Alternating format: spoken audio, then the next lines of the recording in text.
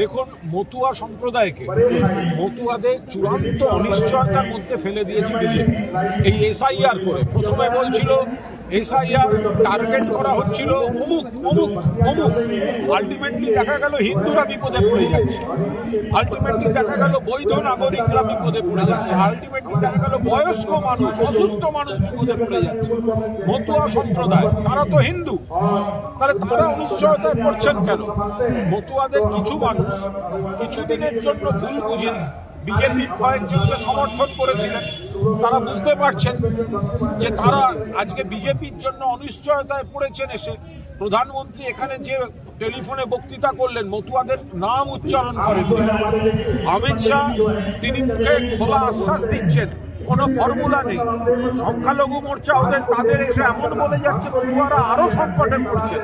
কিন্তু আসল যে বিষয়টা সেটা হচ্ছে মতুয়াদের নাগরিকত্ব, এর ফর্মুলাটা কি? এটা তো মুখে বলে হবে না, এর জন্য তো নোটিফিকেশন চাই, আইনগুলো চাই।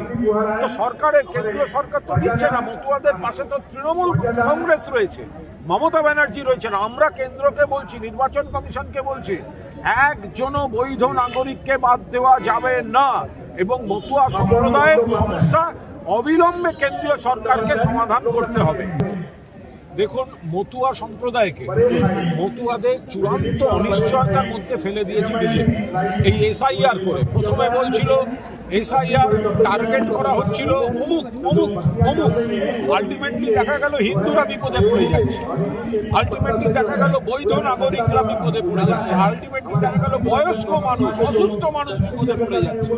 মতুয়া সম্প্রদায় তারা তো হিন্দু, তাহলে তারা অনিশ্চয়তায় পড়ছেন কেন?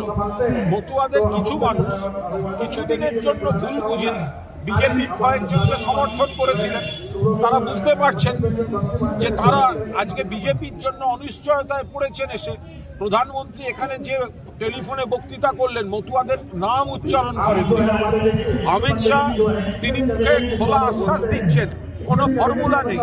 সংখ্যালঘু মোর্চা তাদের এসে এমন বলে যাচ্ছে মতুয়ারা আরো সংকটে পড়ছেন। কিন্তু আসল যে বিষয়টা সেটা হচ্ছে মতুয়াদের নাগরিকত্ব, এর ফর্মুলাটা কি? এটা তো মুখে বলে হবে না, এর জন্য তো নোটিফিকেশন চাই, আইনগুলো চাই।